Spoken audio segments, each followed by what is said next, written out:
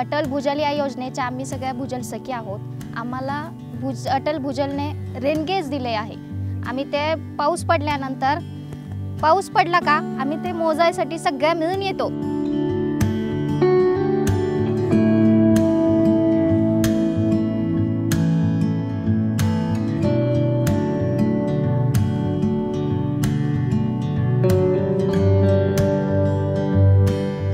कोणी म्हणत नाही की बाबा मोजायचं कसं काय ते, कारण आम्हाला त्याचा अंदाज पाहिजे, कारण पाऊस कसा झाला ते मग ते आम्ही ते पाणी घेतो चंचू पात्रात 20 mm चं पात्र आहे ते किती झाला ते पाऊस त्याचा आम्ही नोंद घेतो आणि ज्यावेळेस पाऊस नाही झाला त्यावेळेस आम्ही त्या वहीत 0 म्हणून असं नोंद देतो आणि ग्रामपंचायतमध्ये डिजिटल बोर्ड आहे तिथे आम्ही ती नोंद देतो, माहिती देतो आणि त्यामार्फत शेतकऱ्यांना ती माहिती पोहोचते सगळ्या गावकऱ्यांना।